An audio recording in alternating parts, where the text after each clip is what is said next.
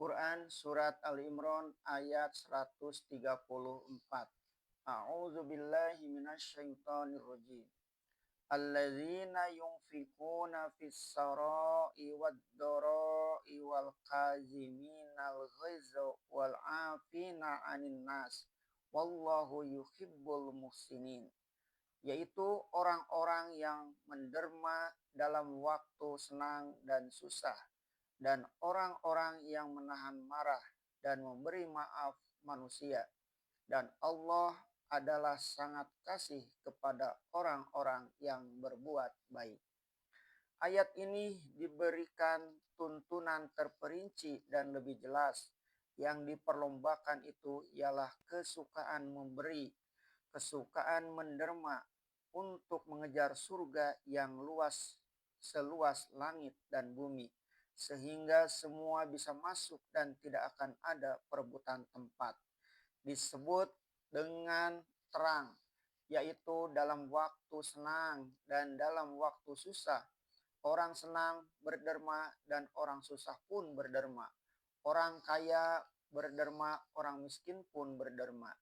Tidak ada yang bersemangat meminta, tetapi semua bersemangat memberi, sehingga si miskin pun tidaklah berjiwa kecil yang hanya mengharapkan belas kasihan orang. Meskipun dia tidak mempunyai uang, tetapi dia akan mempunyai ilmu untuk diajarkan atau tenaga untuk diberikan. Seumpama mendirikan sebuah masjid di sebuah desa, yang kaya mempunyai uang membeli apa yang patut dibeli, yang mempunyai hutan bersedia kayunya ditebang untuk dijadikan tiang tonggak dan papan, dan yang ahli pertukangan bersedia bekerja dengan tidak mengharapkan upah, yang lain bergotong royong mengangkut pasir dan batu dari sungai. Kaum ibu memasak nasi dan lauk pauk serta mengantarkan makanan kepada orang yang bekerja. Semuanya berlomba-lomba mengejar surga yang luas lapang dan selapang langit dan bumi, tidak bersempit-sempit. Maka kalau ada yang mengecewakan atau membuat yang patut menimbulkan marah karena ada yang calih. Seumpama pepatah, ketika menggarap tanah, cangkul banyak berlebih, tetapi ketika membagi makanan, piring sangat berkurang. Hal ini bisa menimbulkan marah karena ada yang tufaili, yaitu orang yang bekerja malas tapi makan mau.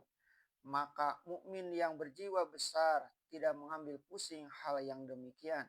Dia asik bekerja, mana dia peduli kalau ada yang malas. Bukan saja menahan marah, bahkan juga memberi maaf kepada ada yang absen, ada yang mangkir, ditahannya marah, diberinya maaf. Sebab di dalam pekerjaan membangun masyarakat ada orang yang datang tidak tepat pada waktunya.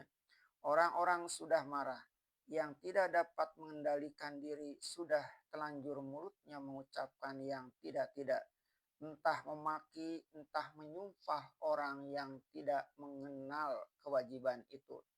Akan tetapi mukmin yang sejati berjiwa takwa dapat menahan marah dan dapat memaafkan. Benar sekali, sebab kemudian ternyata dia tidak datang pada waktunya karena ada saudaranya yang meninggal dunia, ada banjir yang menghambat, atau secara sekarang pecah ban mobilnya di jalan, rusak kendaraannya, atau berlanggar atau mendapat kecelakaan. Maka bagaimana orang yang telah telanjur mulut memaki? Di akhir ayat Allah membukakan belas kasihannya lagi. Jika menahan marah dan memberi maaf serta diiringi pula dengan berbuat baik, Allah amat suka kepada orang yang berbuat baik. Di sini kita lihat tingkat-tingkat kenaikan takwa seseorang mukmin. Pertama, mereka pemurah, baik dalam waktu senang maupun dalam waktu susah. Artinya kaya ataupun miskin, berjiwa dermawan, naik setingkat lagi, yaitu pandai menahan marah. Akan tetapi bukan tidak ada marah, karena orang yang tidak ada rasa marahnya melihat yang salah adalah orang yang tidak berperasaan. Yang dikehendaki di sini ialah kesanggupan mengendalikan diri ketika marah. Ini adalah tingkat dasar. Kemudian naik setingkat lagi yaitu memberi maaf. Kemudian naik ke tingkatnya yang di atas sekali, menahan marah. Memberi maaf yang diiringi dengan berbuat baik, khususnya kepada orang yang nyaris dimarahi dan dimaafkan itu. Ini benar-benar menunjukkan jiwa yang terlatih dengan takwa. Maka tersebutlah perkataan bahwa pada suatu hari Imam Musa al-Kazim hendak berwudu akan sholat subuh. Disuruhnya hambanya mencucurkan air wudu dari cerek yang telah disediakan air di dalamnya. Rupanya si hamba masih mengantuk. Lalu disiramkannya air wudhu itu. Seharusnya ke telapak tangan beliau, tetapi karena mengantuknya telah tersiram badan beliau dan basah baju beliau. Beliau kelihatan sudah hendak marah. Akan tetapi hamba itu pun sadar akan dirinya dan hilang kantuknya melihat wajah beliau membayangkan marah itu.